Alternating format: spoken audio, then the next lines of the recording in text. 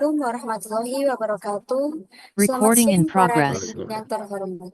Salam sejahtera bagi kita semua. Selamat datang di kuliah tamu dengan topik Innovation, What, Why Studying It, and How Studying It yang diadakan oleh Departemen Ilmu Ekonomi, Fakultas Ekonomi dan Bisnis Universitas Airlangga. Izinkan saya untuk memperkenalkan diri. Saya Freya dari Departemen Ilmu Ekonomi sebagai Master of Ceremony hari ini. Pertama-tama, atas nama Departemen Ilmu Ekonomi Universitas Airlangga, saya ingin mengucapkan terima kasih kepada Dr. Surya Mahdi, FHIH from Loughborough University of London, University of Bristol, United Kingdom, yang telah menghadiri kuliah tamu hari ini. Kami merasa senang dan terhormat dengan hadirnya Bapak sebagai pembicara dalam kuliah tamu kami. Kedua, saya ingin mengucapkan terima kasih kepada Bapak Profesor Rosanto Dwi Handoyo PhD, Ketua Departemen Ilmu Ekonomi Universitas Airlangga, atas kehadirannya pada kuliah tamu ini. Selanjutnya, saya ingin mengucapkan terima kasih kepada Ibu Haura sebagai moderator dalam kuliah tamu ini dan seluruh peserta yang bersedia mengikuti kuliah tamu hari ini. Saya berharap acara ini akan memberikan semua peserta wawasan dan tentunya ilmu yang bermanfaat. Sebelumnya, izinkan saya untuk membacakan susunan acara, yakni yang pertama pembukaan oleh Master of Ceremony, pidato sambutan oleh Profesor Rosanto selaku Kepala Departemen Ilmu Ekonomi, lalu pembukaan singkat kuliah tamu oleh moderator, presentasi utama oleh pembicara, lalu diskusi dan sesi tanya jawab, dan yang terakhir penutupan oleh MC. Selanjutnya saya ingin memperkenalkan kepada hadirin untuk moderator kita hari ini, yakni Ibu Haura Azahra Tarbiyah Islamiyah SIMSC. Beliau merupakan salah satu dosen dan staf pengajar di Departemen Ilmu Ekonomi Universitas Airlangga. Beliau lulus dari Master of Economics University of Warwick, England. Minat penelitian beliau terletak pada ekonomi industri. Beliau akan menjadi moderator diskusi dan sesi tanya jawab kali ini. Mari kita mulai kuliah hari ini dengan menyambut Ibu Haura. Untuk Ibu Haura, saya persilahkan. Ya, terima kasih, Mbak. Mungkin saya boleh izin untuk membacakan CV dari Dr. Surya Mahdi FHEA. Beliau mengenyam pendidikan setara dengan Foundation Degree di tahun 1987 sampai dengan 1989 in Science, the Structure and the Properties of Materials, University of Henry Poincare, Perancis. Kemudian beliau juga mengenyam pendidikan Bachelor of Science di universitas yang sama, University of Henry Poincare, Perancis, dengan jurusan Physical Chemistry. Kemudian beliau mengenyam pendidikan Master of Science dari dua universitas. Yang pertama dari University of Henry Poincare, Perancis, dengan jurusan in Engineering of Physical Chemistry Reactions, dan MSc yang kedua in Technology and Innovation Management, SPRU Science and Technology Policy Research, University of Sussex, United Kingdom. Beliau kemudian melanjutkan PhD di tahun 1998 hingga 2003 in Technology and Innovation Management, SPRU Science and Technology Policy Research, University of Sussex, United Kingdom.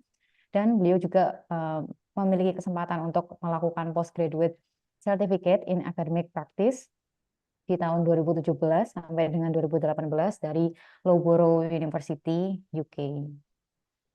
Sampai saat ini, beliau telah menerbitkan paper sebanyak 32 yang telah disitasi sebanyak 1.121, dan beliau juga memiliki H-index 11.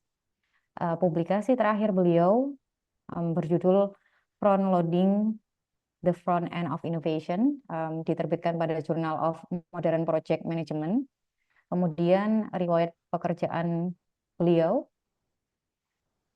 di tahun 1992, beliau merupakan teaching assistant Faculty des Sciences, University of Henry Poincare, Perancis. Kemudian 1992 hingga 1993, beliau bergabung pada Research and Development Engineer, undertaking the research PT Kimia Farma Indonesia.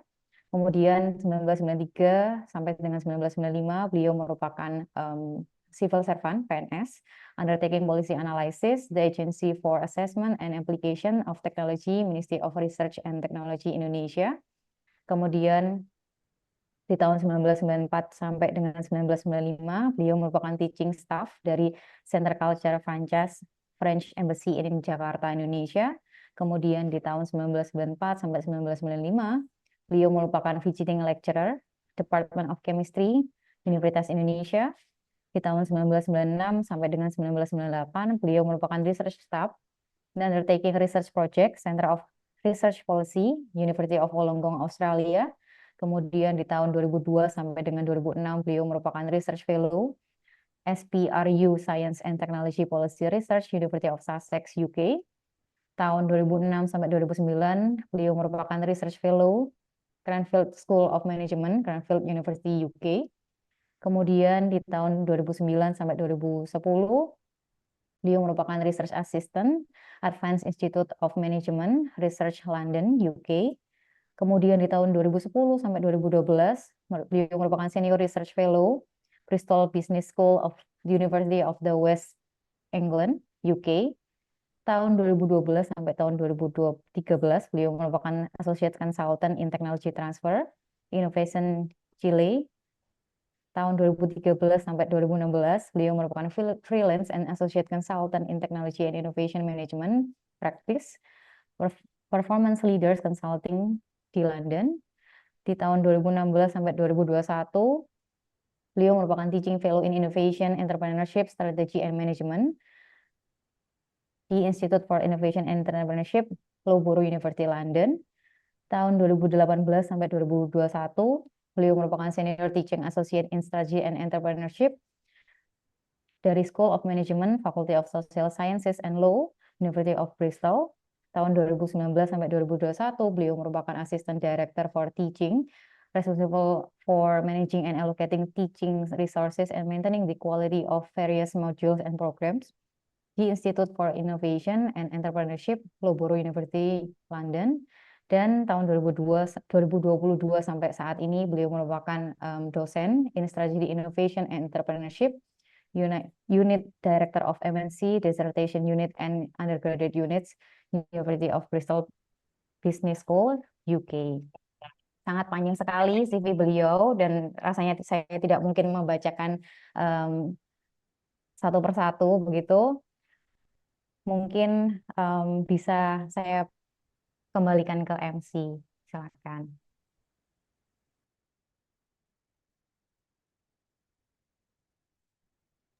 Ibu ngomong apa? Ibu Lalu selanjutnya akan ada sambutan dari Profesor Rosanto selaku Kepala Departemen Ilmu Ekonomi. Bapak Rosanto, saya persilakan. Ya, terima kasih. Bismillahirrahmanirrahim. Assalamualaikum warahmatullahi wabarakatuh. Allahumma sholli ala Muhammad wa ala ali Muhammad amma ba'du. Yang kami hormati Profesor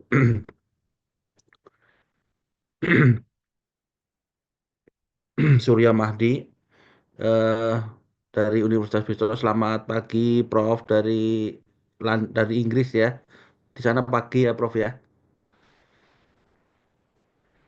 Betul, pagi di Dan sini. Terima kasih. terima kasih, Prof, atas kehadirannya, Prof, di eh, kampus kami walaupun secara online ya. Dan kepada mahasiswa dan Bapak Ibu semua yang hadir pada acara kuliah tamu pada hari ini, terima kasih semuanya. Alhamdulillah, puji syukur kita panjatkan kehadirat Allah Subhanahu wa Ta'ala. Hari ini kita eh, kehadiran tamu dari jauh ya, walaupun secara online, yaitu dari Inggris. Beliau Prof. Surya Mahdi ini adalah salah satu apa senior ya, dosen senior yang cukup lama. Tadi sudah disampaikan oleh Bu Haura dari Universitas Bristol. Jadi beliau ini salah satu diaspora lah begitu, nggih, yang cukup berhasil di Inggris dan kami tahun lalu sudah berjumpa dengan beliau ya di sana, diskusi tentang banyak hal dan saya pikir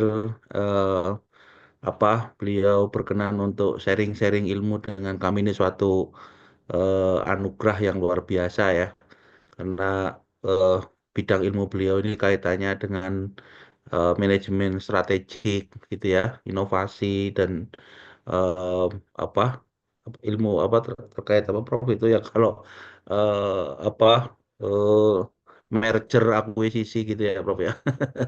Dan itu Antara ilmu lain. yang mungkin bagi kami ini masih sangat eh, kurang ya dieksplorasi.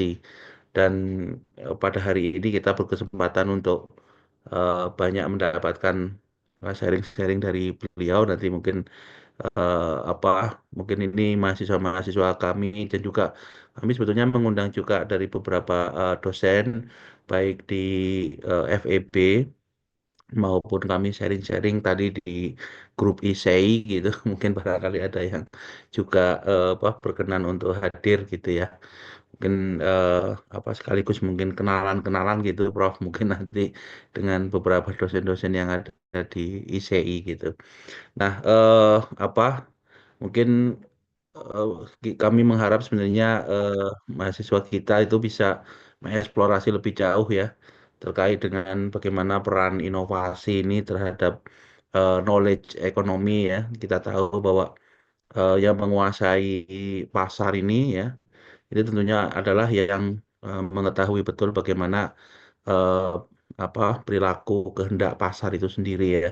Dan saya pikir eh, melalui inovasi inilah kita bisa menggali bagaimana sih sebetulnya kehendak pasar itu ya. Dan saya pikir ilmu ini sangat bagus ya untuk kita eksplorasi lebih jauh ya.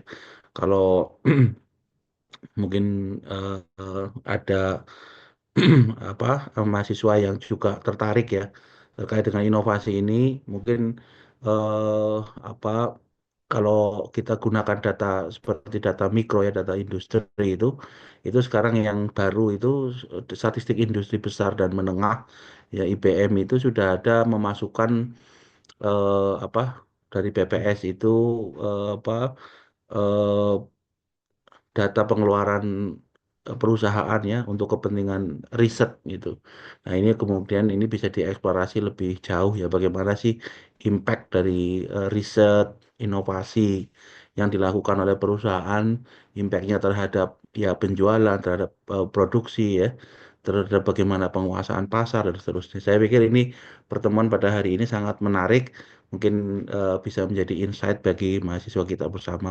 Mungkin kebersamaan kita kami berharap tidak berhenti sampai di sini, Prof. Mungkin moga-moga ke depan kita bisa kolaborasi lebih jauh, bisa riset, bisa publikasi bareng gitu. Moga-moga ini bisa menambah networking kami di sana. Mungkin itu saja, kurang lebihnya kami mohon maaf, Prof, apabila ada yang kurang dan ada yang kurang pas di hati Bapak Ibu semuanya. Juga Prof, terima kasih sekali lagi atas sharing-sharingnya dengan kami di sini. Kurang lebihnya mohon maaf. Terima kasih. Assalamualaikum warahmatullahi wabarakatuh.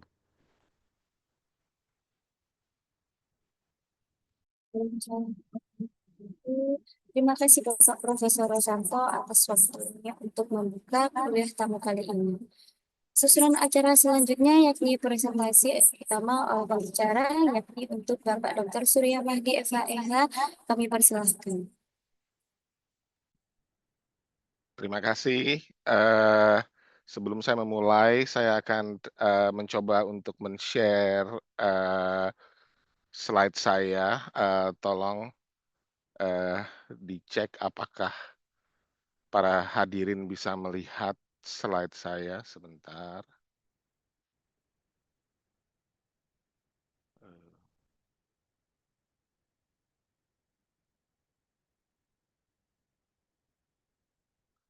Bagaimana? Apakah jelas? Bisa terlihat?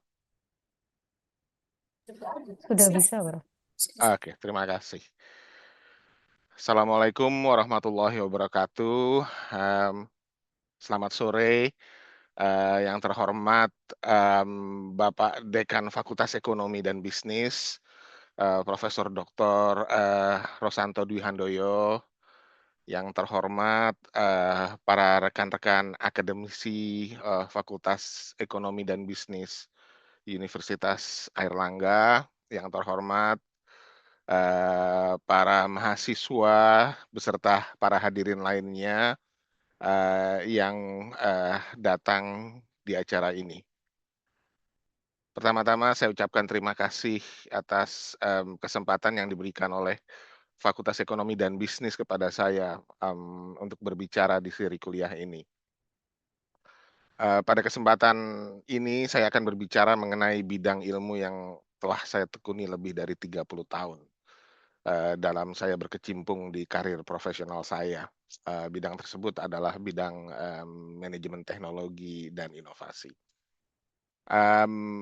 Pertama-tama saya mohon maaf bila slide yang saya gunakan di sini dalam bahasa Inggris. Slide ini saya ambil langsung dari kuliah saya di bidang studi ini. Namun demikian, saya akan menggunakan bahasa Indonesia dalam kuliah ini. Mohon maaf juga bila bahasa Indonesia saya kadang bercampur dengan istilah Inggris. Karena lebih dari 2/3 umur saya habiskan di luar negeri. Um,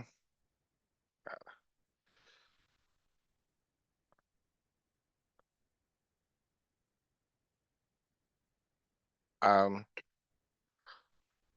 Ketika Profesor Rosanto, ketika kami bertemu di University of Bristol, menawarkan ke saya untuk berbagi pengalaman penelitian saya di UK kepada teman-teman dan para mahasiswa di sini di Universitas Airlangga, saya tertarik untuk memberikan beberapa topik penelitian saya hingga saat ini di Inggris.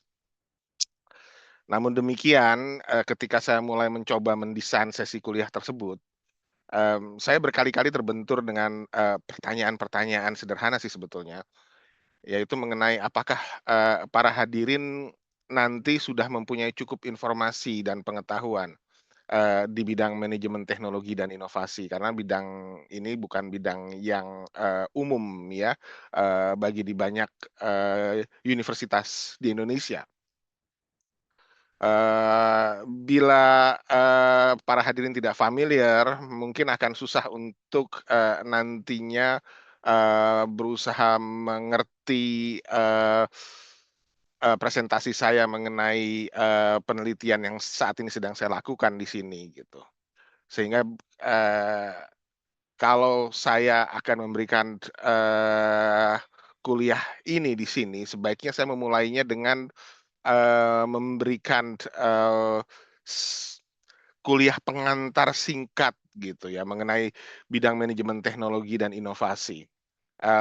Maka dari itu saya tawarkan ke Profesor Rosanto bila diperbolehkan, bila diizinkan untuk supaya memberikan kesempatan bagi saya untuk memberikan kuliah pengantar di bidang manajemen teknologi dan inovasi kepada para hadirin sekalian saat ini. Jadi sesuai dengan tujuan tersebut, tujuan pembelajaran ke seri kuliah ini adalah sebagai berikut gitu ya. Jadi yang pertama-tama saya akan berusaha untuk membuat kuliah ini sebagai overview mengenai pengertian topik-topik yang penting di disiplin teknologi dan innovation management. Namun demikian, saya juga ingin supaya topik-topik ini nantinya bisa berguna bagi para kolega akademisi dan mahasiswa yang ingin melakukan riset di bidang ini, dan juga para praktisi bisnis di Indonesia yang ingin tahu bagaimana cara melakukan atau merencanakan kegiatan inovasi di organisasinya. Jadi keempat seri yang akan saya berikan di sini bisa dibagi menjadi 4 sesi berikut ini. Yang pertama, hari ini saya akan membicarakan mengenai konsep inovasi sendiri, apa itu inovasi, siapa yang biasanya melakukan kegiatan inovasi, dan kenapa kita susah-susah mempelajari ini. Kemudian yang kedua adalah minggu depan saya akan mulai membahas suatu disiplin yang penting ketika kita mempelajari inovasi, yaitu mengenai manajemen strategis daripada kegiatan berinovasi. Apa yang bisa kita buat, di mana kita harus invest, dan kapan kita mesti invest. Dan yang ketiga, setelah kita melakukan pikiran strategis, kita baru berusaha untuk mengerti bagaimana melakukan kegiatan inovasi sendiri. Bagaimana kita bisa memproduksi inovasi yang sukses. Itu akan saya berikan di minggu ketiga. Dan semuanya itu tidak ada gunanya bila kita tidak mendapat dukungan dari pemerintah atau dari pihak-pihak yang membuat kebijakan. Maka dari itu di akhir daripada sesi ini saya akan sedikit memberikan kuliah di bidang kebijakan inovasi di suatu negara.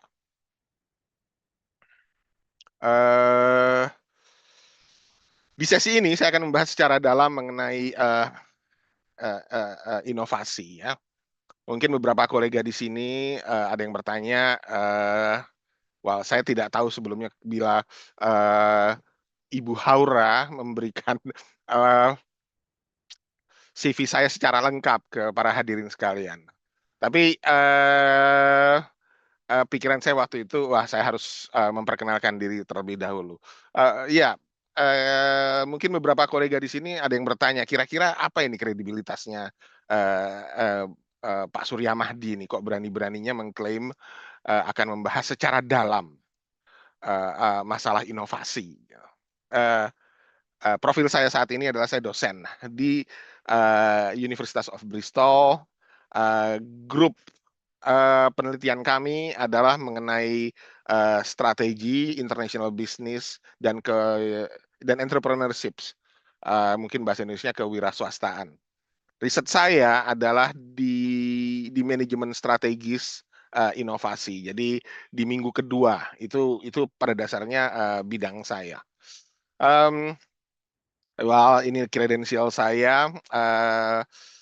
Saya sudah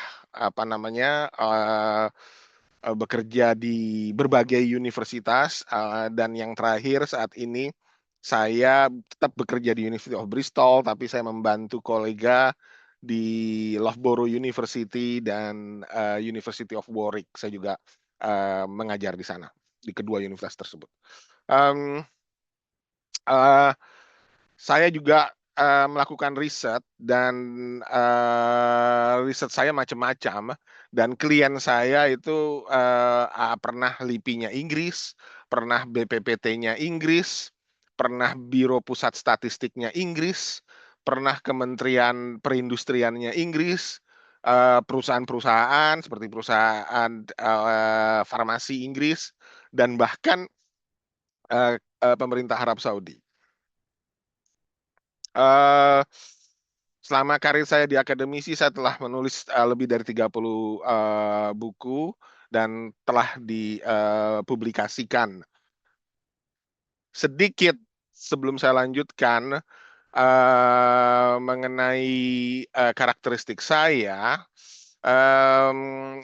sudut pandang saya dalam memahami ilmu pengetahuan sosial pada umumnya dan ilmu pengetahuan manajemen teknologi pada khususnya, sudut pandang saya adalah sudut pandang yang biasa orang-orang sebut teknologi determinism. Maksudnya di sini adalah saya percaya akan supremasi dari nasib yang ditentukan oleh hukum-hukum alam. Jadi kalau kita lihat di yang pertama ini ada School of Thought dari Amerika, Neoclassical. Mereka percaya semua itu UUD. ujung-ujungnya duit. Oke. Jadi apapun bisa diatur asal ada uang di situ. Nah, kemudian yang kedua adalah School of Thought Social Constructionism yang percaya bahwa yang paling benar adalah pihak yang berkuasa. Ya, pihak yang berkuasa bisa bikin inovasi apapun yang dia mau. Kalau saya percaya pada dasarnya bahwa semua itu tergantung oleh nasib yang diatur oleh hukum alam. Begitulah dasar pendapat saya dalam mengerti banyak hal di penelitian di bidang teknologi manajemen ini. Dulu ketika saya berdiskusi dengan pembimbing S3 saya, Profesor Kit Pavid, dia pernah bilang ke saya gitu, Surya Mahdi, saya tidak akan mau naik pesawat, asal tahu aja ya, saya tidak akan mau naik pesawat yang didesain secara social constructionism. Saya nggak, kalau saya naik pesawat yang didesain secara begitu, saya nggak akan merasa aman. Harus ada teknologi determinism di situ yang menjamin kalau pesawat itu akan safe untuk digunakan. Mungkin Bapak dan para hadirin, Bapak-bapak, Ibu-ibu dan para hadirin di sini tahu bahwa contoh pesawat yang bukan didesain secara teknologi determinism adalah pesawat Boeing 737-300 MAX. Ya, yang didesain pada dasarnya berdasarkan hanya konsiderasi daripada si pemilik, oke, yang jatuh di Ethiopia dan di Indonesia beberapa tahun yang lalu. Oke, nah dari penjelasan di atas, saya harap para hadirin sekarang bisa sedikit mengenal sudut pandang saya dalam berusaha memahami ilmu manajemen teknologi dan inovasi. Sudut pandang saya dalam memahami topik-topik di bidang ini sebetulnya adalah gabungan dari theoretical view of social science dengan pragmatism dari engineering school.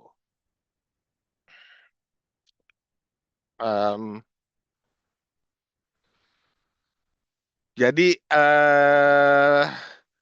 apa namanya, program saya hari ini bisa dibagi menjadi 5 poin. Saya pertama-tama akan membahas apa itu inovasi. Oke. Karena inovasi ini bisa macam-macam tergantung dari sudut pandang. Ada sudut pandang yang melihat bahwa inovasi ini sesuatu yang dianjurkan. Ada sudut pandang yang bahkan melarang kita melakukan inovasi. Nah, karena perbedaan sudut pandang ini penting bagi kita untuk membahas arti kata inovasi. Apa arti kata inovasi? Bila kita ingin mempelajari bidang ilmu manajemen teknologi dan inovasi. Jadi kita akan membahas arti kata inovasi yang pertama. Kemudian siapa kira-kira yang biasanya melakukan kegiatan inovasi ini? Kemudian kenapa melakukan kegiatan inovasi ini penting bagi semua orang? Dan keempat, kenapa kita mesti mempelajarinya?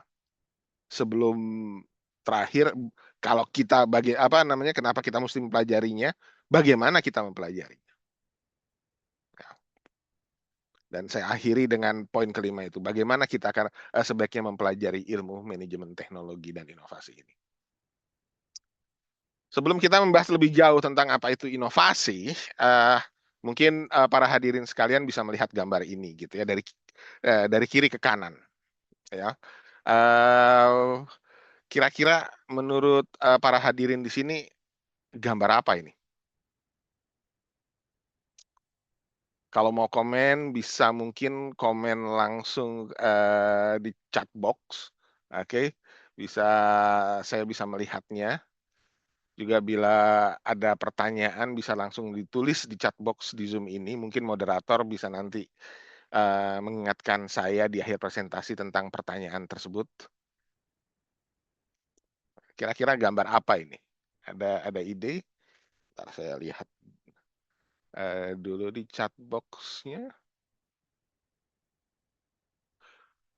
Perkembangan dari alat penerangan melalui inovasi teknologi. Ya, bisa Em, Kalau kita ingin menggali lebih jauh lagi gitu ya, kira-kira kalau kita lihat dari gambar ini, kira-kira apa yang baru? Apa yang baru dari yang kanan, oke, dari gambar yang kanan ke gambar yang kiri? Apa yang baru dari masing-masing versi?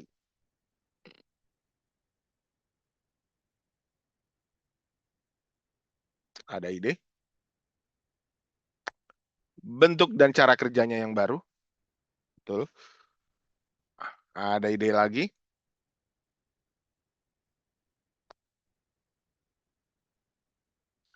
Kualitasnya semakin baik. Nah, ya, ini menarik ini eh, dari ibu atau adik Tiara Putri.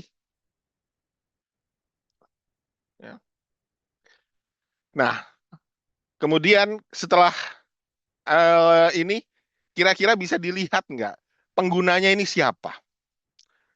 Atau malah pembelinya siapa? Siapa yang bakal beruntung bila membeli produk ini? Dan kenapa dia bisa beruntung?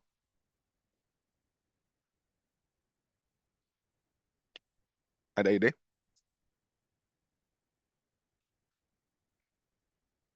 Yang pembelinya adalah konsumen, ya, mungkin bisa lebih spesifik daripada cuman bilang konsumen.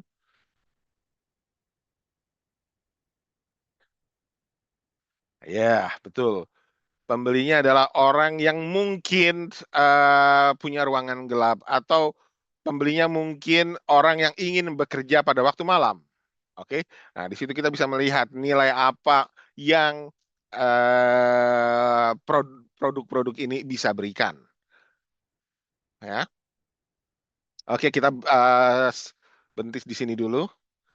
Di sini saya cuma ingin memberikan contoh bahwa ini adalah suatu contoh dari inovasi yang kita sebut product innovation, ya, inovasi di produk. Oke, bahwa uh, kadang kita melakukan inovasi untuk membuat produk yang lebih baik. Oke, ya. Yang kedua, apa bedanya gambar di kiri dengan di kanan?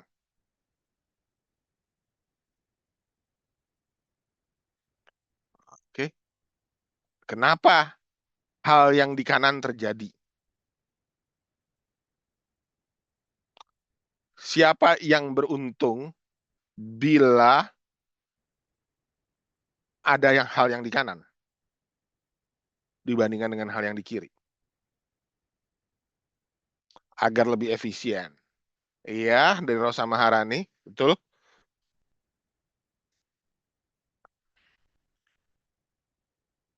Ada ide lagi? Siapa yang beruntung dari hal yang di kanan? Yang beruntung adalah pemilik modal daripada usaha tersebut, betul. Siapa lagi yang beruntung?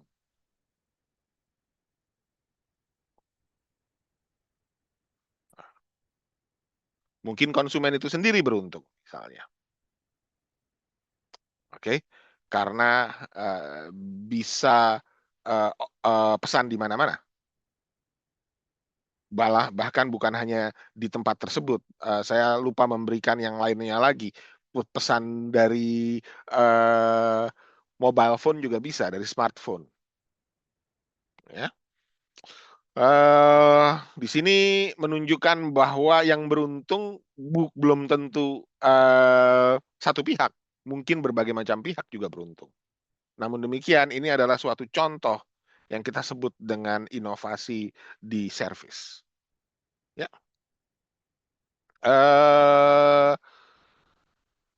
Kemudian yang berikutnya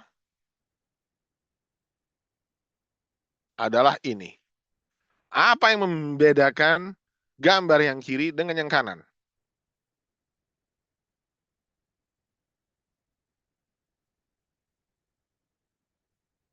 Padat modal.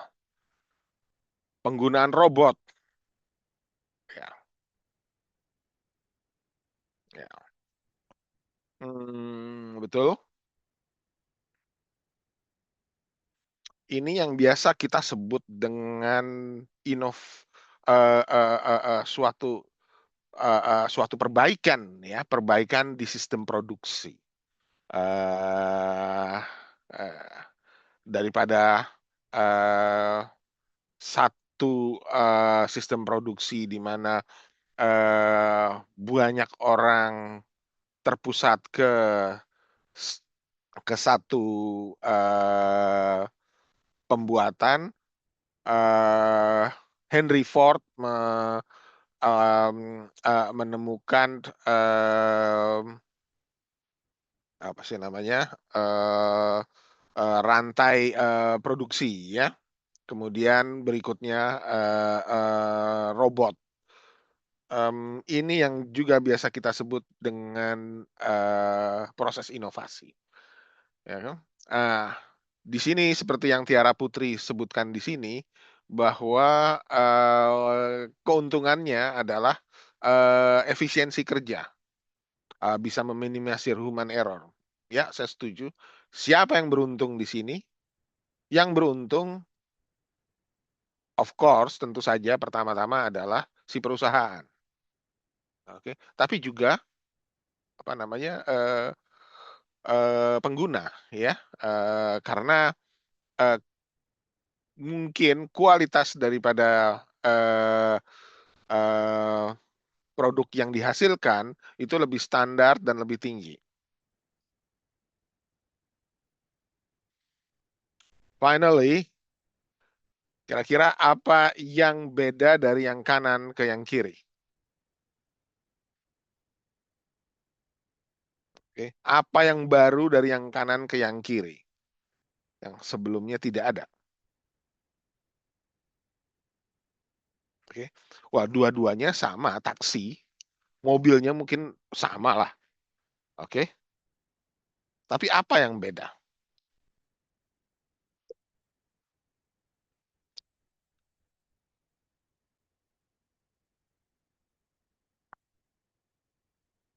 Penggunaan aplikasi mobil, sistem pemesanan, kebiasaan. Ya. Tapi ini yang biasa kita sebut bahwa inovasi di model bisnisnya. Dalam melakukan bisnis, oke, instead of daripada cuman kita menawarkan suatu model bisnis di mana kita memanggil taksi, di sini bagaimana cara kita untuk bukan hanya memanggilnya, tapi mendapatkan uang daripada usaha ini sedikit berbeda, ya. Makanya bisnis modelnya berbeda. Ini yang kita sebut dengan bisnis model innovation. Nah, dari keempat contoh di atas, mungkin para hadirin sekalian kira-kira bisa mereka-reka. Kira-kira yang kita maksud dengan inovasi itu apa? Contoh-contoh sebelumnya, 4 contoh di atas, itu yang yang biasa kita pelajari bila kita mempelajari ilmu manajemen teknologi dan inovasi. Nah, kalau kita mempelajarinya begitu, maka kira-kira yang ilmu manajemen teknologi dan inovasi mengerti mengenai inovasi itu apa kira-kira? Ada ide?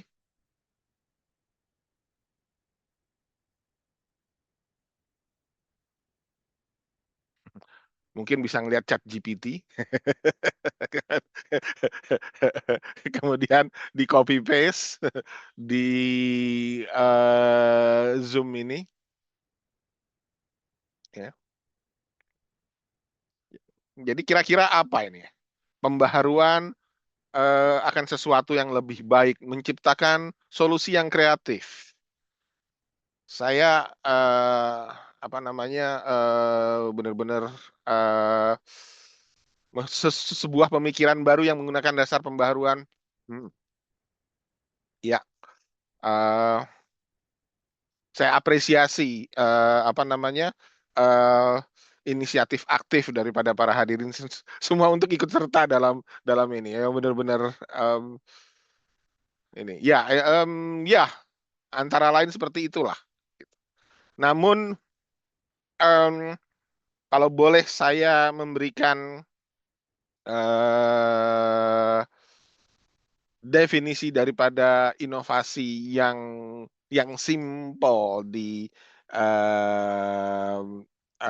sini, yang ilmu manajemen teknologi dan inovasi mengerti apa itu inovasi adalah ini.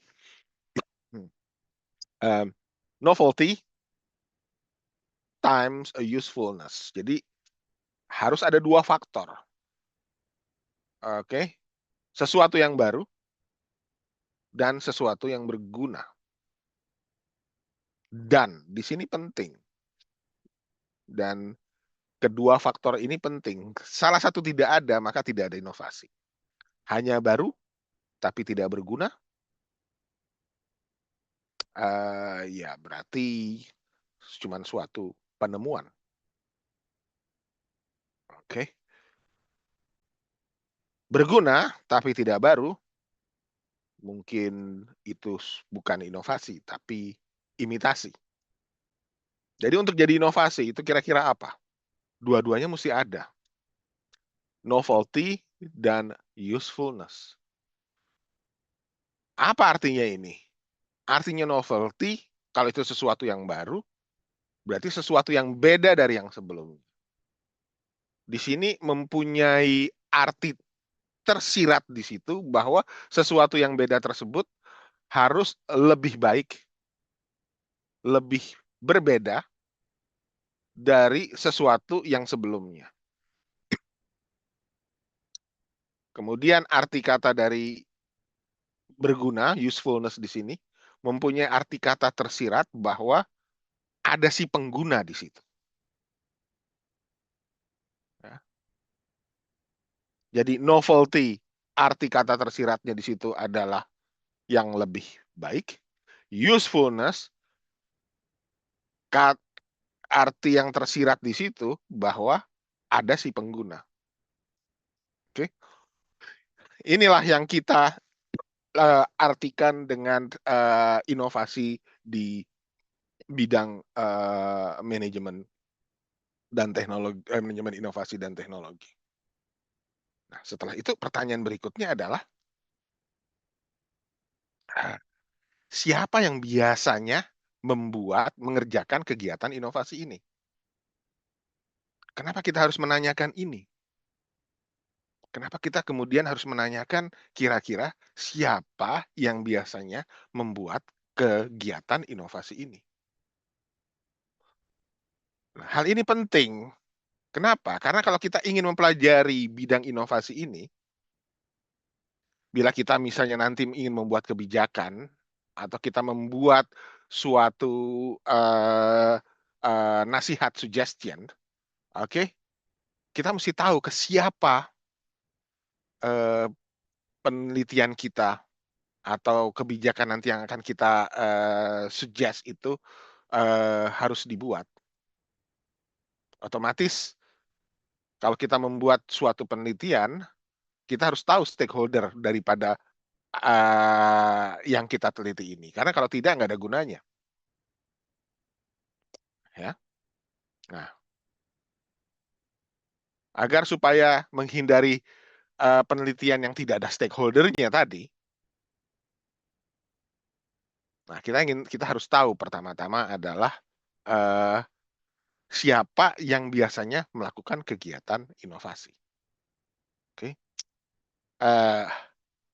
Yang pertama-tama tentunya kita tahu bahwa yang biasa melakukan kegiatan inovasi adalah orang-orang yang ingin mendapatkan keuntungan dari apa yang dia teliti, apa yang dia temukan.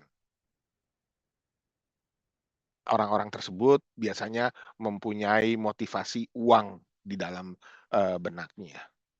Kalau dia menemukan sesuatu, dia akan mendapatkan keuntungan dari kegiatannya dia tersebut. Orang-orang ini biasanya disebut dengan wira swasta atau dalam bahasa Inggrisnya entrepreneur. Contohnya kita bisa lihat di sini Thomas Edison ya, dengan salah satu penemuannya beliau. Oke, jadi individual dalam hal ini entrepreneur adalah orang-orang yang biasa melakukan kegiatan inovasi. Berikutnya adalah pemerintah. Pemerintah satu alasan atau lain alasan, terserah, punya alasannya dia sendiri, berkepentingan untuk melakukan kegiatan inovasi untuk tujuan dari pemerintahan itu sendiri. Dan biasanya adalah untuk masyarakatnya. Terutama bila tidak ada yang mau melakukan kegiatan inovasi di bidang tersebut. Pemerintah turun tangan. Namun demikian, yang paling banyak melakukan inovasi, hampir 90% dari USPTO, itu kira-kira ada tangan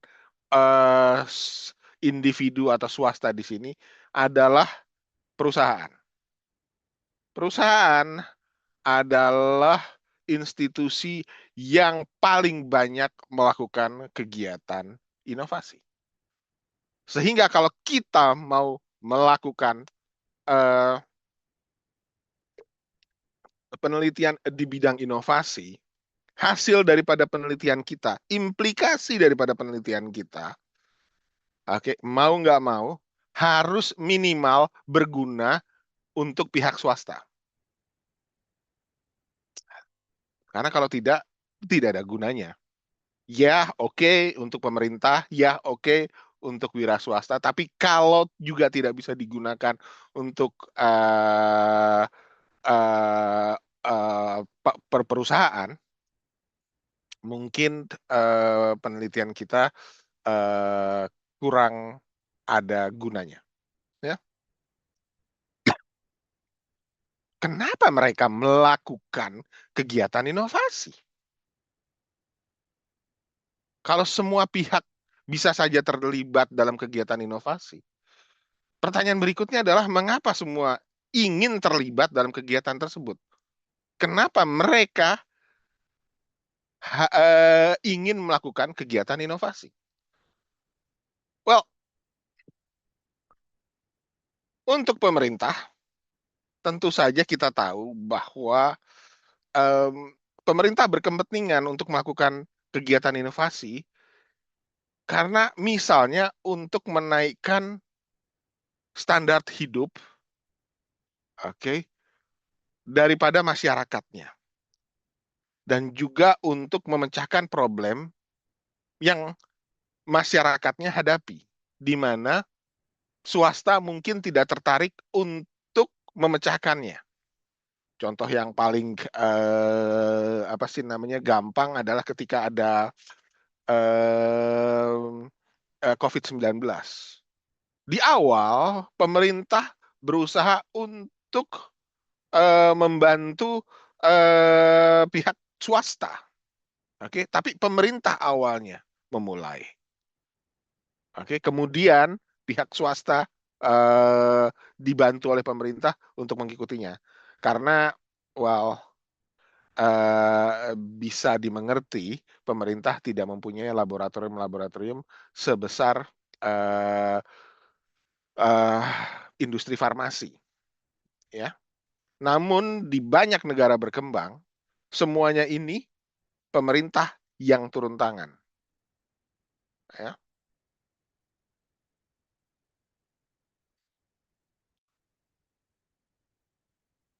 Juga pemerintah tertarik untuk melakukan inovasi karena mereka tahu, bahwa inovasi itu adalah sumber dari kompetitivitas dari suatu negara. Ya. Makin mampu suatu negara untuk melakukan inovasi, makin tinggi ke kemampuan mereka untuk berkompetisi di dunia internasional. Ya, kita bisa lihat di sini dari datanya Bruno Lanvin dan lembaga konsultan Arthur D. Little bahwa negara-negara yang melakukan kegiatan inovasi itu biasanya ekonominya bagus. Yang ekonominya bagus hanya dari eh, mengeksploitasi kekayaan alam itu biasanya tidak langgeng, ya. Bisa dilihat bahwa sekarang pemerintah Arab Saudi pun ingin berusaha meniru negara-negara yang maju untuk mulai berkompetisi di apa namanya di pihak di bagian knowledge ini. Ya, ada pertanyaan?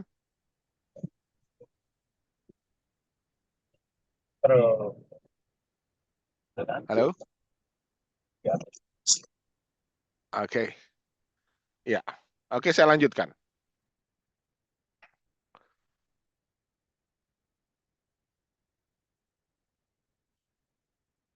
Kemudian siapa lagi yang kenapa melakukan inovasi ini penting? Topik ini penting karena kalau kita melihat di sini misalnya menurut majalah Forbes 2021, oke, kalau kita melihat 10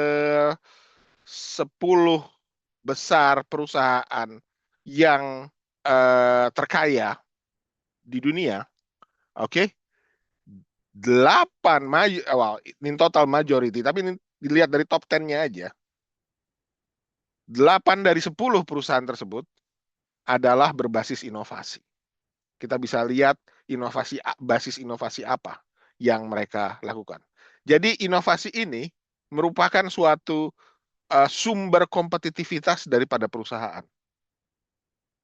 Ya, Apple itu menumpu kepada produk inovasi, Alphabet menumpu kepada produk inovasi, McDonald menumpu kepada inovasi di servis dan sebagainya. Ya. Begitu juga kenapa kita melakukan inovasi?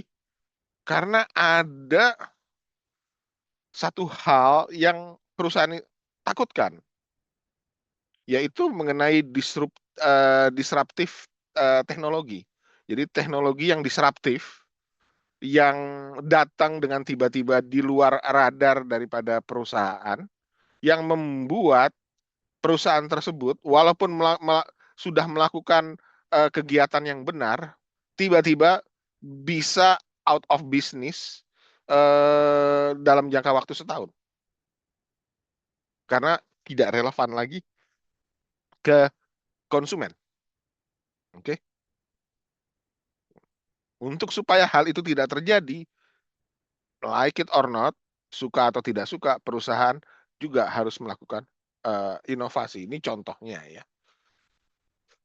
Misalnya kita lihat dulu dengan adanya printer dan komputer dan software Word, oke, industri mesin ketik dulu ada Brother, Olivetti dan sebagainya menjadi tidak relevan dan out of business. Digital fotografi. Dulu hampir setiap jalan bisa kita lihat tempat pencetakan foto. Ada Fuji Film, ada Konica, atau ada Kodak gitu ya. Dengan adanya digital fotografi, mereka semua hilang. Printer yang menjadi sesuatu yang penting di situ. Padahal lucunya di dalam digital fotografi tersebut, yang menemukan digital fotografi adalah Kodak. Tapi Kodak sendiri bangkrut gara-gara apa yang dia temukan. Oke. Yang paling keren adalah Ensiklopedia Britannica. Ensiklopedia Britannica itu bangkrut dalam waktu setahun dari keuntungan 500 juta pound, oke, ke negatif dalam waktu kurang dari setahun, gara-gara orang sudah tidak perlu beli ensiklopedia lagi, sudah ada Wikipedia. Oke. Nah, untuk menghindari hal-hal demikian, mau tidak mau perusahaan harus melakukan inovasi. Oke, oke, kita lakukan inovasi sekarang. Oke, kalau kita melakukan inovasi, kalau ya memang kalau harus melakukan kegiatan tersebut ya kita lakukan lah. Tapi kenapa kita harus mempelajarinya? Kenapa kita harus mempelajari untuk melakukan kegiatan inovasi ini? Karena sayangnya, unfortunately,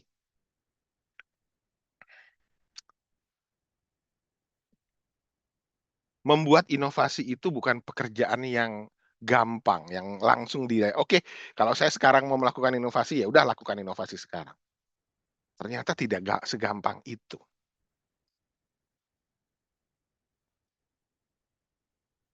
Selalu kita akan gagal biasanya tergantung dari industri di mana, industri yang mana yang kita berkecimpung. Angka kegagalan dalam kita melakukan kegiatan inovasi itu tinggi sekali. Dari cuma 80% di bagian desain sampai hampir 99%. Bila itu lebih ke arah yang kimia, terutama hal-hal yang baru di fine chemical.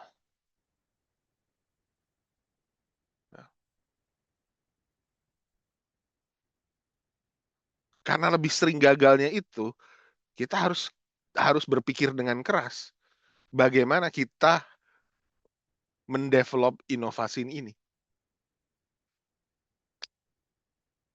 Itu alasan yang pertama kenapa kita sebaiknya mempelajari bidang inovasi,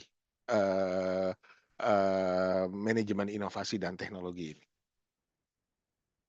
Alasan yang kedua adalah mungkin dari high risk tersebut, melakukan kegiatan inovasi ini itu mahal. Mahal. Ya, kalau gagal dengan duit mahal. Mahal ini bukan hanya untuk apa sih namanya dirasakan oleh entrepreneur yang duitnya kurang, ya kan? Kalau entrepreneur yang pendapatannya masih sedikit, kemudian dia berusaha melakukan inovasi dengan minjem duit di bank dan sebagainya dan gagal, oke, rumah bisa hilang, ya, dan sebagainya. Of course, dia bilang itu mahal. Tapi yang bilang mahal bukan hanya mereka.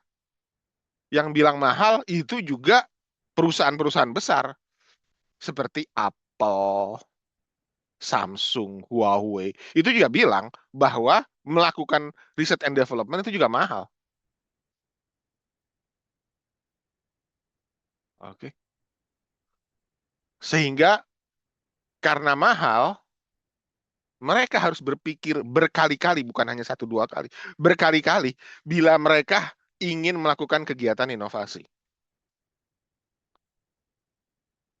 Udah mahal, resiko gagalnya besar.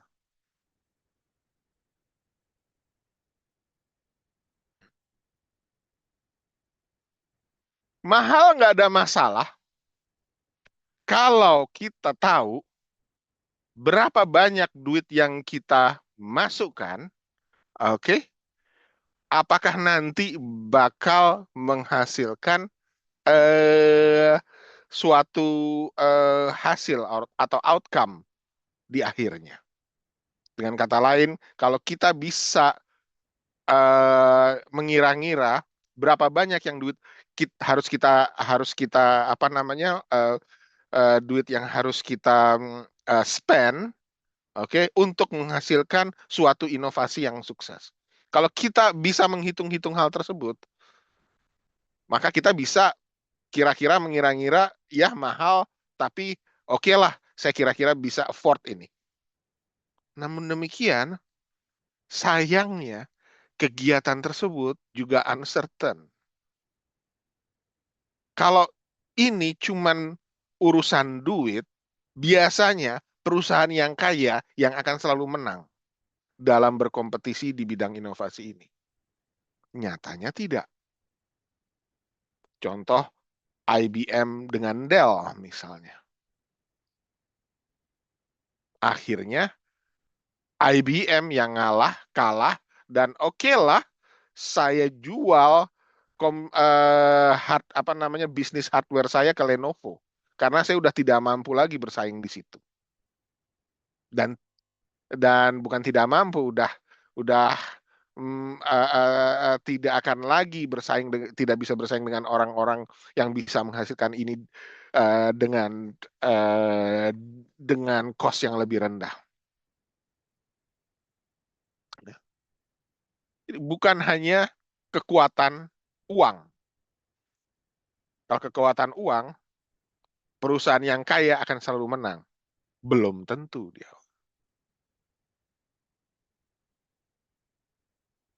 Nah, karena apa?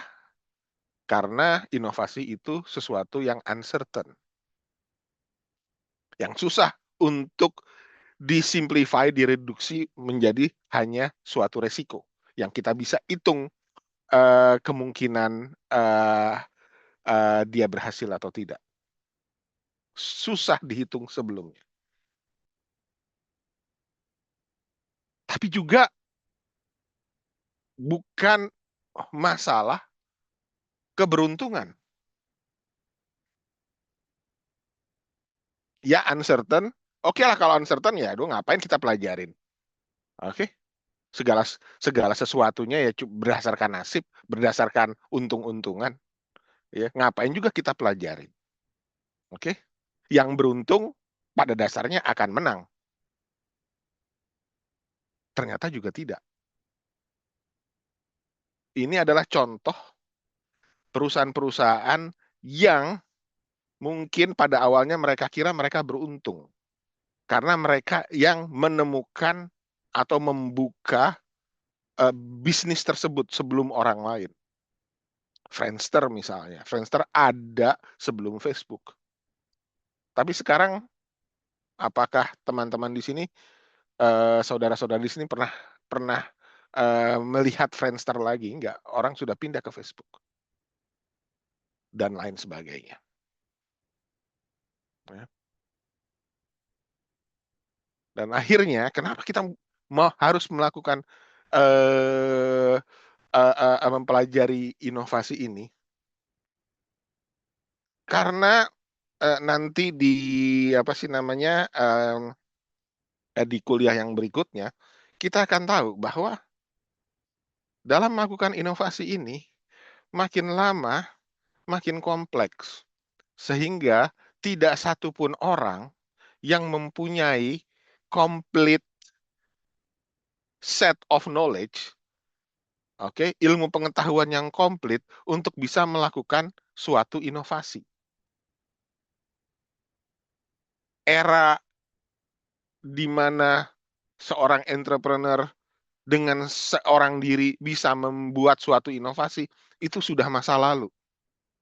Masa sekarang, makin lama untuk melakukan inovasi itu, makin memerlukan suatu kerja tim. Contohnya ini, ketika membuat Apple, Steve Jobs itu harus bekerja sama dengan Steve Wozniak, harus bekerja sama dengan Bill Fernandez, harus bekerja sama dengan Mike Markula, Ronald Wayne, dan sebagainya untuk bisa membuat perusahaan Apple yang sekarang Anda bisa lihat menjadi salah satu perusahaan leading di bagian teknologi di Ford. Ya.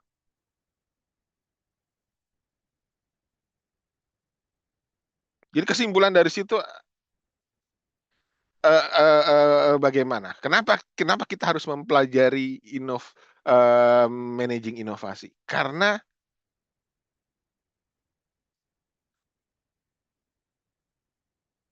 kita bisa membantu perusahaan untuk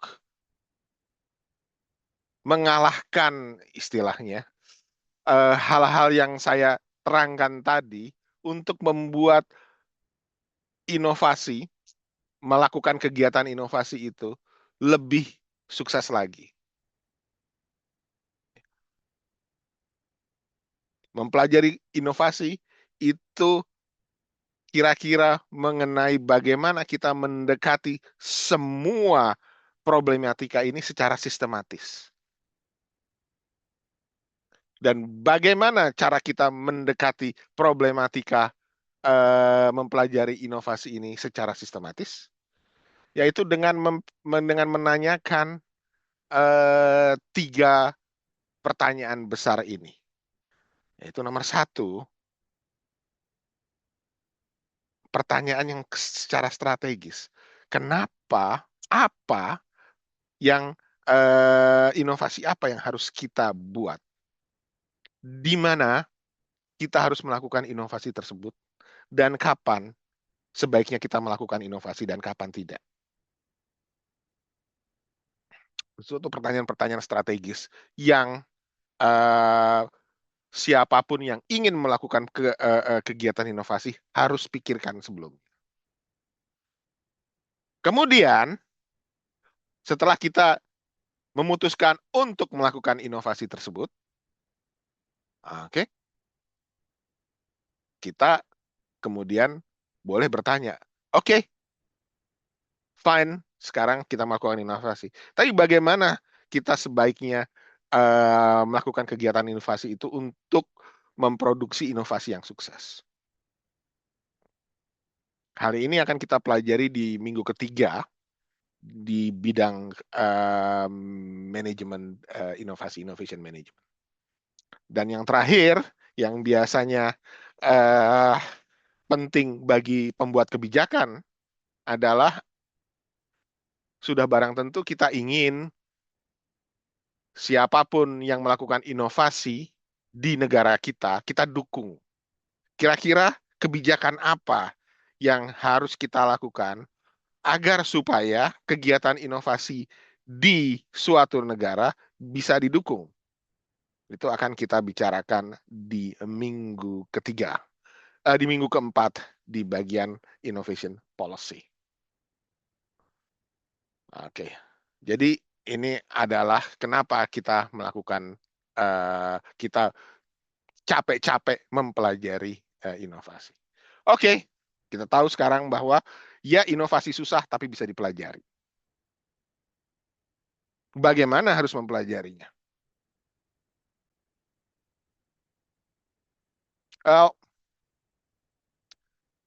Kalau kita mengerti inovasi tadi sebagai suatu buatan manusia yang baru dan berguna, oke, misalnya kita bisa lihat dari kita ukur dari paten misalnya atau dari produk baru yang keluar, oke, itu adalah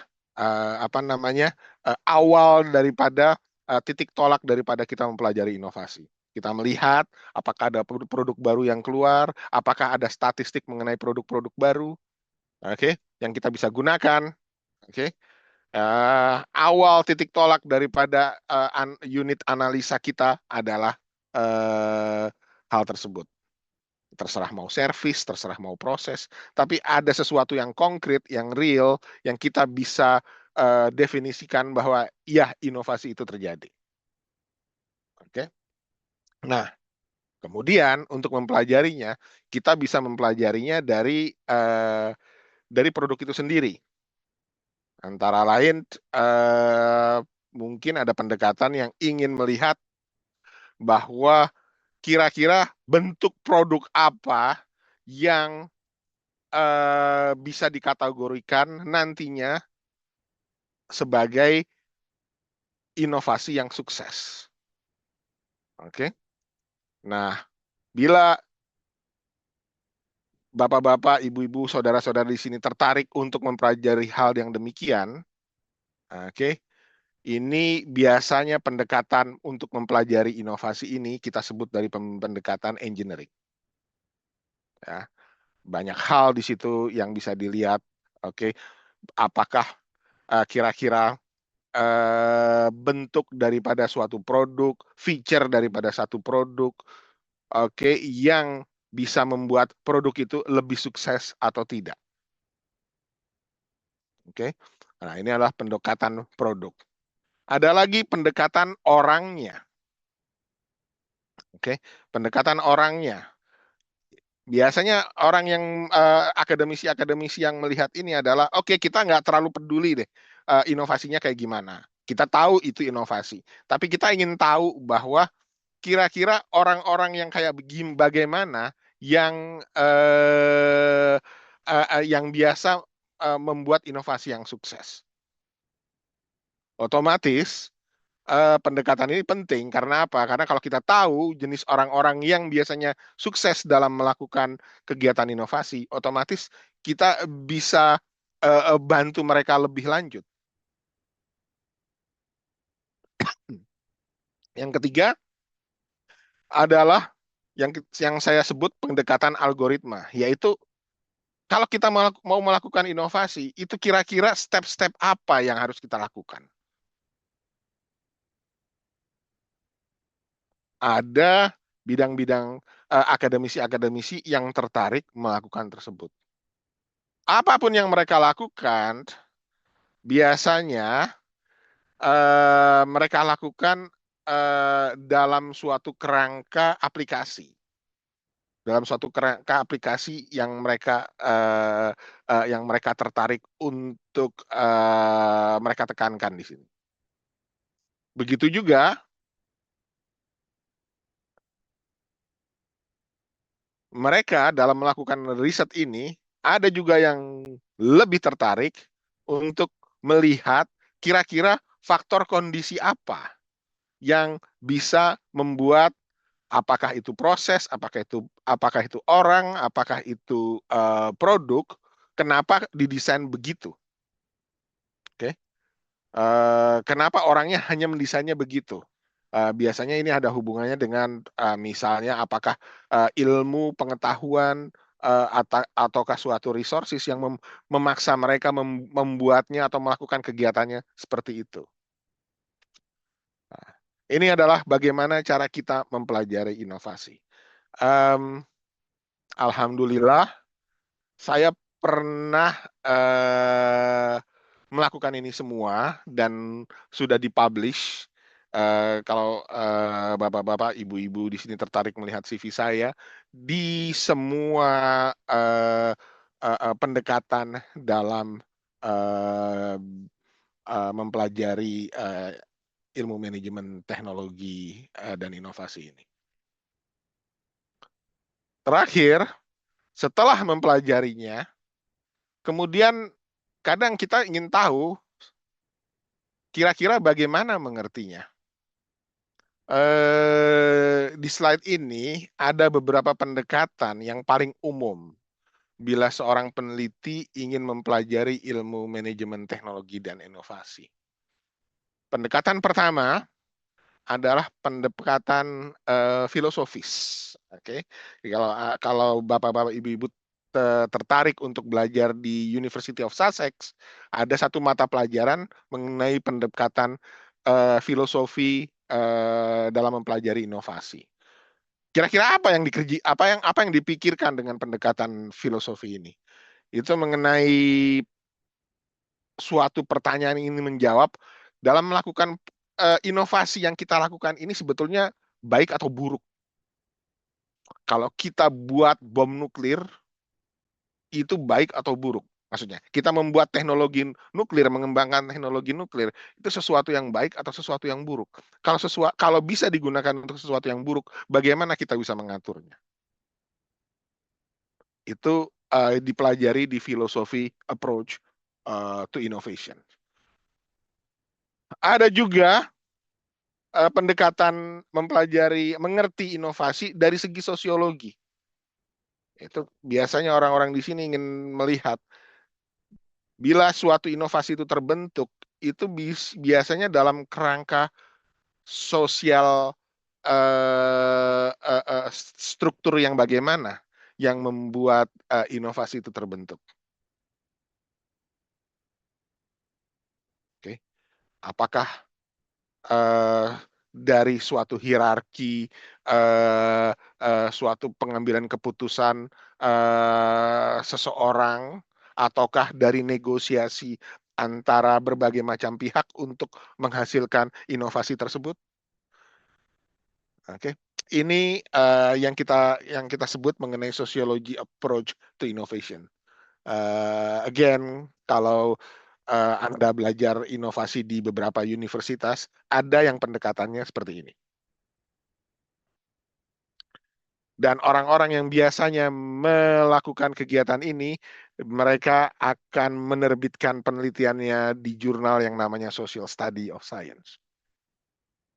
Ada juga pendekatan psikologi, seperti saya bilang tadi, bahwa inovator itu dilahirkan atau dipelajari.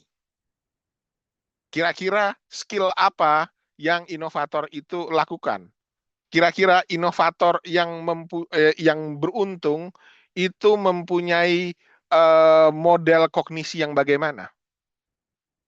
Hal-hal yang begitu itu biasanya dipelajari di bagian psikologi approach to inovasi.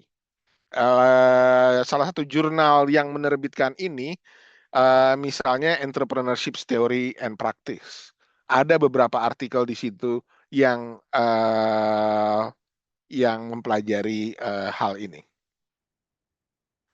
Ada juga yang tertarik mempelajari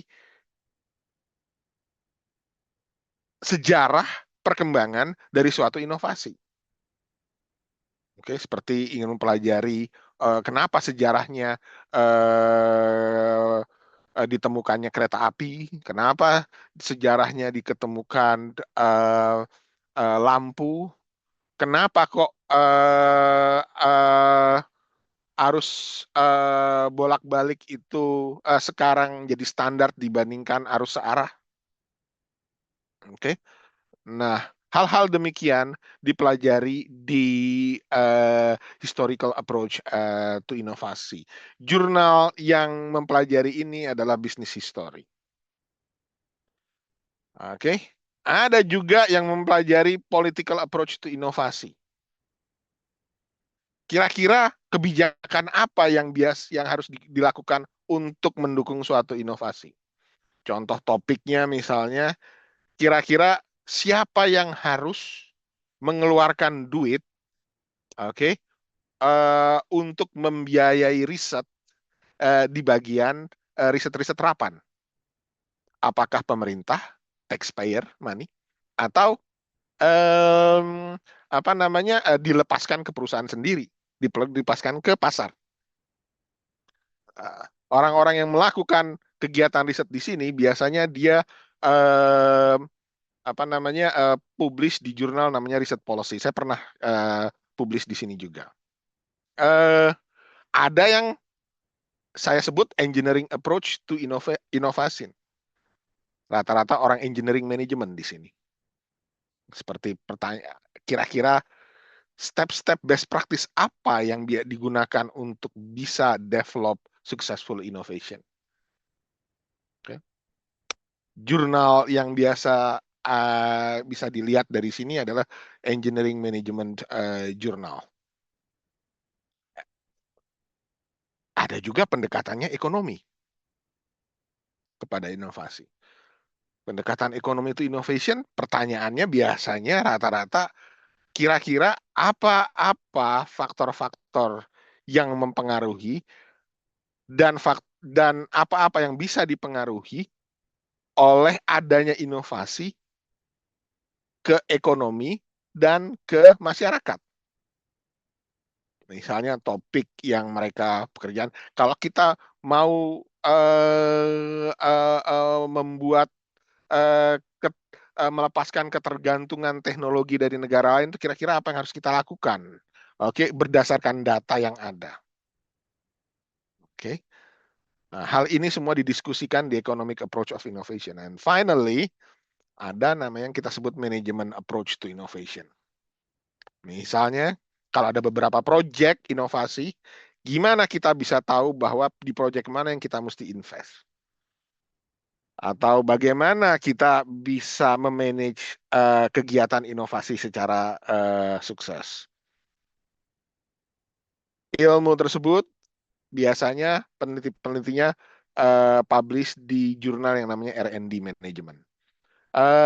Dari semuanya itu, orang di innovation study, biasanya peneliti-peneliti innovation study mempublish di jurnal yang di atas itu. International Journal of Innovation Management, Industrial and Corporate Change, Journal of Product Innovation Management, atau Technology Forecasting and Social Change. Lebih umum dari itu, bisa dilihat beberapa artikel yang dipublish di manajemen jurnal seperti Academy of Management, Strategic Management Journal, dan sebagainya. Saya pribadi, pendekatannya adalah pendekatan Management Approach to Innovations, di mana fokusnya adalah bagaimana penelitian yang kita lakukan ini berguna bagi praktisi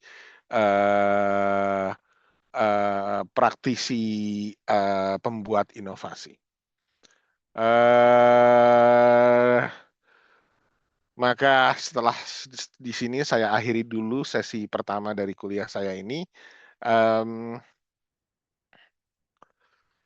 Pesan penting dari sisi pertama ini adalah inovasi adalah harus kita mengerti sebagai sesuatu yang baru sama sesuatu yang berguna. Sesuatu yang baru di sini mempunyai arti tersirat bahwa itu harus lebih baik dari sebelumnya, dan kebergunaan di sini mempunyai kata arti tersirat di sini, yaitu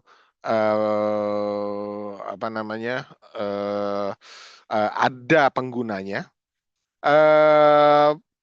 Yang paling banyak melakukan kegiatan inovasi adalah perusahaan.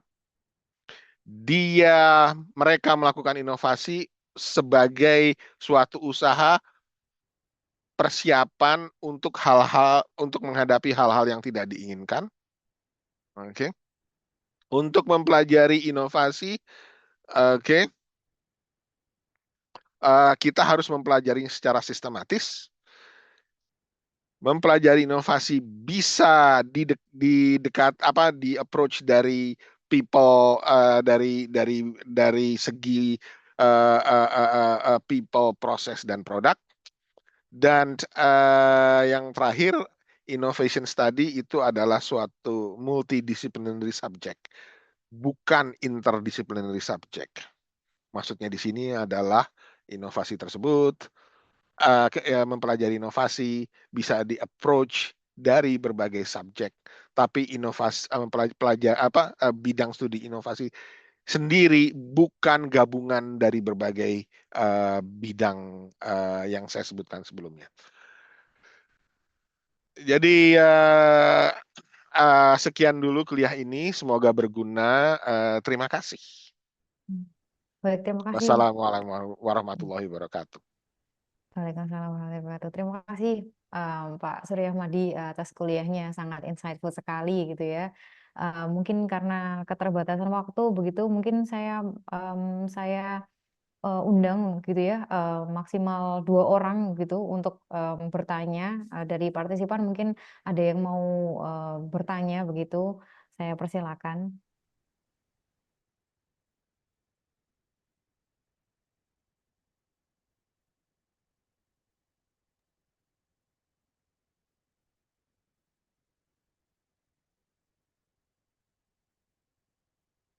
Saya, Mbak. Ya, silakan. Silakan Pak, saya persilakan untuk bertanya. Silakan, silakan. Terima kasih Pak Prof. Surya Mahdi. Terima kasih, Saya dari Pak Sahril. Sahril, dari Ikatan Sarjana Ekonomi Indonesia, Surabaya. Nah, Ya, yang saya tanyakan, monggo Pak Sahril. baru-baru ini Bapak mungkin mengetahui dari informasi bahwa Pak Presiden kita yang baru itu menaiki mobil Garuda Maung itu. Ya. Itu dari situ pertanyaan saya muncul, mengapa baru sekarang, saya anggap itu sebuah karya inovasi ya. Betul. Mohon dikoreksi kalau salah. Mengapa baru sekarang muncul di negara kita? Mengapa yang lalu-lalu kok sepertinya belum muncul? Apa sih yang kurang dari kita? Apakah teori-teori seperti teori konstruksi sosial itu berpengaruh yang luar biasa di negara kita ini, atau ada semacam people approach-nya yang kurang oke, atau bagaimana kira-kira menurut Bapak? Itu saya kira pertanyaan saya untuk sementara, Prof. Terima kasih Pak Sahril atas pertanyaannya, penting sekali. Jawaban pertanyaan Pak Sahril ini bisa singkat, tapi harusnya panjang. Bisa singkat, tapi harusnya panjang. Singkat di sini bahwa hal ini adalah hal yang biasa kita pelajari di sini. Bahkan ketika saya dulu ingin mempelajari bidang ini, itu saya arahnya mau ke situ. Waktu itu kita sedang gencar-gencarnya bikin teknologi penerbangan waktu itu ya, dengan Pak Habibie ya, tahun 90-an. Yang ditentang banyak orang, termasuk profesor saya sendiri menentang. Bidang yang Pak Sahril pertanyakan adalah bidang yang di sini biasa kita sebut teknologi transfer. Untuk menerangkan itu bisa satu kuliah sendiri, dan mungkin saya akan tertarik untuk bikin kuliah mengenai teknologi transfer di masa depan di Airlangga. Jawaban singkatnya adalah, dan ini juga merupakan salah satu penelitian saya saat ini. Jawaban singkatnya adalah begini. Saya melihat di awal, di dulu-dulunya, tidak ada kemauan dan keberanian dari para pelaku ekonomi di Indonesia untuk mandiri. Oke. Karena apa? Karena walaupun dengang-dengung, ya kita harus mandiri, kita kita harus independen dari pengaruh asing dan sebagainya. Kenyataannya, kita semua di Indonesia, semua pelaku bisnis itu masih nyaman, dengan berhubungan dengan dengan ini. Kalau kita sudah nyaman, ngapain kita mesti capek-capek? Ya. Nah, dari pengalaman yang saya lihat dari kasus-kasus teknologi transfer negara-negara yang akhirnya ingin maju, itu mereka bisa akhirnya melakukan teknologi transfer itu gara-gara pelaku ekonominya, bukan hanya pemerintahnya aja, pelaku ekonominya semua itu punya keberanian untuk rugi, punya keberanian untuk gagal, dalam menginvestasi di hal tersebut. Oke. Nah, kenapa mereka berani? Eh, kalau kita perhatikan benar-benar, kenapa mereka berani gitu? Karena mereka punya keyakinan kalau kita tidak melakukan itu, kita sebagai suatu negara akan dihancurkan oleh negara lain. Contohnya, Israel bisa maju begitu karena dia takut. Dia dikelilingi oleh banyak musuh. Korea Selatan, kenapa dia ingin maju? Karena dia takut. Kalau dia tidak begitu, dia akan dikalahkan oleh Korea Utara. Begitu juga Korea Utara. Kenapa industri pertahanannya maju? Kalau dia tidak begitu, dia akan dikalahkan oleh Korea Selatan. Cina punya musuh yang dari dulu, yaitu Taiwan. Arab Saudi sekarang takut dia. Kalau tidak ada minyak, kami semua akan miskin. Eropa waktu dulu itu juga begitu, makanya ada perang. Di Indonesia, hal-hal yang demikian itu tidak ada, belum ada dari pelakunya. Boleh dikatakan saat ini pelaku-pelaku bisnis di Indonesia masih merasa nyaman sampai kira-kira nanti ada shock. Oke, sehingga eh, eh, apa namanya mulai berpikir kok kita mesti berusaha sendiri. Karena bagaimana? Karena untuk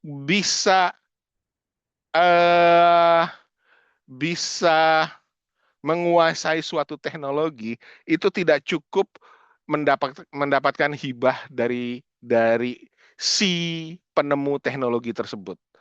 Karena apa? Karena mereka susah-susah menemukan itu teknologi karena mereka susah mengeluarkan banyak duit untuk menemukan teknologi tersebut. Loh kok mesti saya kasih ke orang?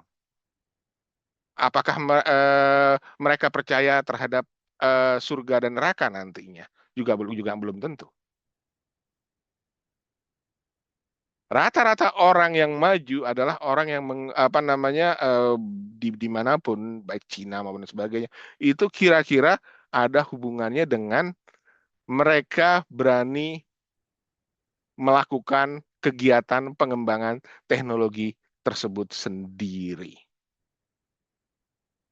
Ya, Indonesia punya kesempatan itu sebelum Cina. Kita melek mungkin di awal tahun di pertengahan tahun 1960-an. Cina mulai melek di akhir 70-an. Ya. Kita sudah ada pengaruh dari Amerika tahun 1960-an sampai 70, Eropa, Jepang masuk kemudian. Oke. Kemudian terakhir Korea sebelum Cina masuk.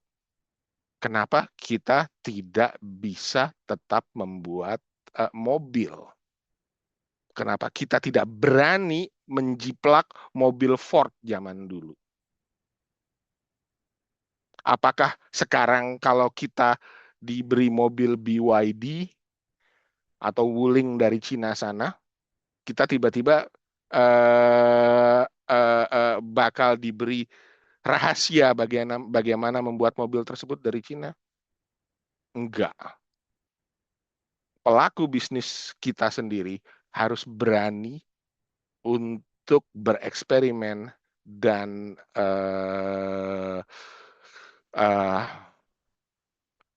berusaha untuk independen dan ya berusaha untuk membuat industri itu sendiri. Kenapa baru sekarang? Saya yakin PT Pindad bisa dan mungkin dari dulu juga udah bisa sebetulnya. Oke, namun keberanian untuk berinvestasi, keberanian untuk membuat itu secara skala yang besar, yang bisa berkompetisi dengan mobil-mobil lain, itu mungkin enggak. Karena kalau gagal, mahal. Contohnya Proton Malaysia gagal, mahal. Oke, Atta berani dia. Oke, walaupun di awal babak belur, oke, tapi akhirnya setelah mereka menemukan kuncinya, Tata Motor menjadi salah satu yang menguasai di bisnis low cost mobil.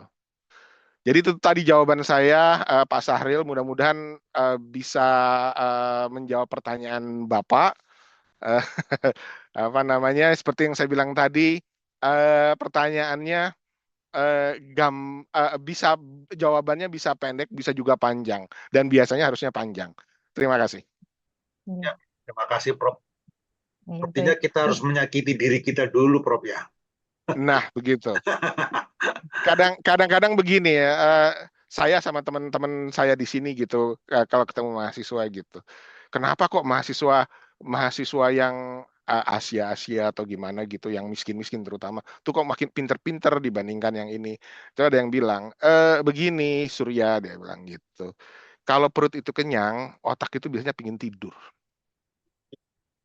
Hanya orang yang perutnya lapar, dia akan berusaha untuk berpikir gimana bisa belajar untuk keluar dari kesusahan ini. Ya begitu aja, terima kasih. Ya, terima kasih Prof. Nah, Baik, mungkin terima kasih pertanyaannya Pak Sahril Majidi.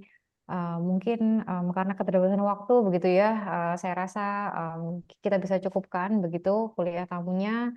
Mungkin MC-nya mungkin boleh membagikan ini ya, apa namanya, Google Form gitu ya untuk absensinya. Kemudian mungkin acaranya akan ditutup oleh MC.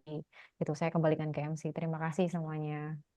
masih ada minggu depan kalau ada pertanyaan. Terima kasih. Ya, betul. Ya.